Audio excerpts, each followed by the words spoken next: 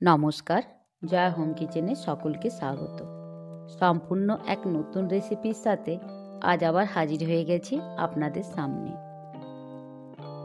বাড়িতে থাকা খুবই সামান্য উপকরণ দিয়ে আজকে বানিয়ে নেব মাওয়া খিরসা। তার জন্য আমি নিয়েছি 1 লিটার দুধ। দুধটাকে বেশ ভালো করে আমি জাল দিয়ে নেব। সম্পূর্ণ ভিডিওটির পাশে থাকার অনুরোধ রইল। বেশ কিছুটা জাল হয়ে গেছে, আরও কিছুক্ষণ জাল হতে থাক, ততক্ষণে আমি বাকি কাজগুলো করে নিই। আমি নিয়েছি 2 টুকরো শুকনো নারকেল। এটাকে খুব ছোট ছোট করে গ্রেট করে নেব।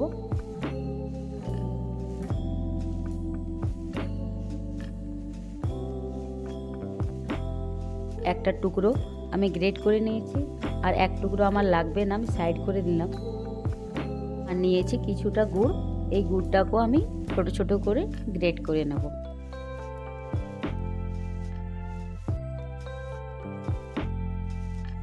রেডি হয়ে গেছে আমার নারকেল আর গুড়।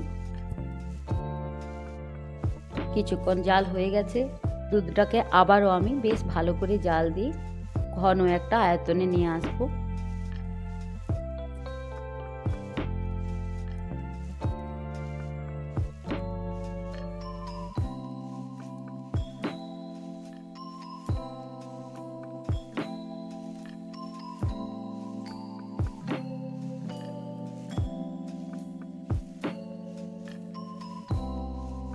জাল দিতে দিতে বেশ শুকনো করে নিয়েছি। এবার আমি দিয়ে দেব কিছুটা গুড়।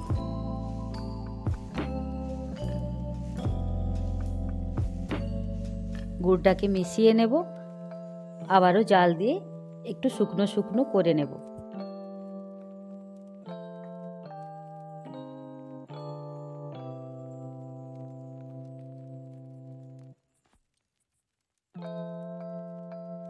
রেডি হয়ে গেছে আমার মাওয়া।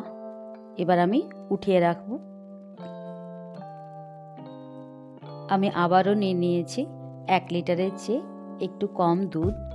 বেশ ভালো করে জাল করে নেব। আর নিয়েছি ক্ষীরের জন্য ছোট চাল। আপনারা না চাইলে চালটা দেবেন না, চালটা দিলে খিরসাটা একটু ঘন হয়। আমি দুধটাকে ঘন করে নেব। দুধটা ঘন হওয়ার সাথে সাথে চালটাও আমার সেদ্ধ হয়ে যাবে।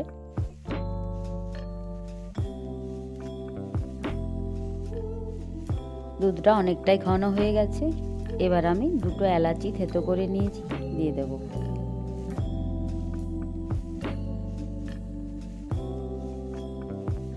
আর দেব শুকনো নারকেলের গুঁড়োটা।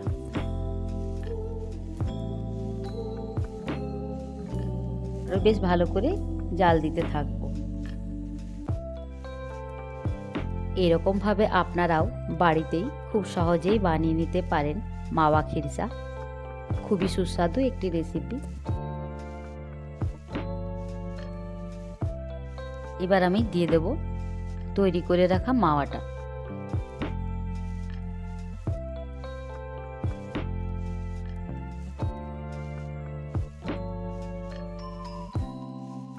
ভালো করে মিশিয়ে নেব।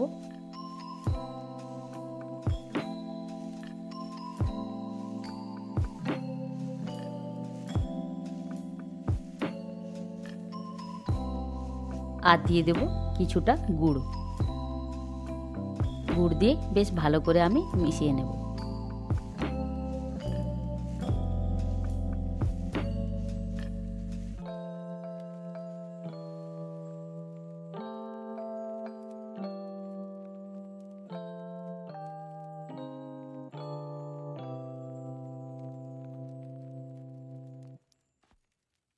ওপরের থেকে দিয়ে দেব বেশ কিছুটা মাওয়া।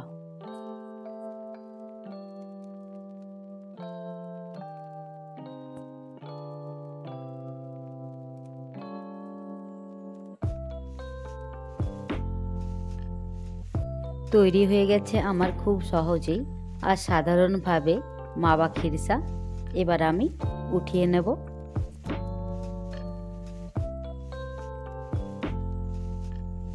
অবশ্যই আপনারা কমেন্টের মাধ্যমে জানাবেন মাওয়া খিরসা রেসিপিটি আপনাদের কেমন লাগলো। আপনারাও অবশ্যই বাড়িতে বানাবেন মাওয়া খিরসা।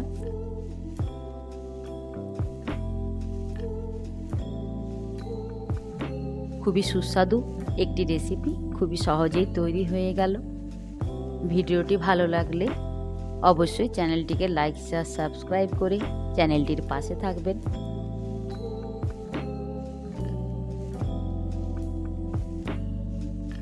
ধন্যবাদ সকলকে।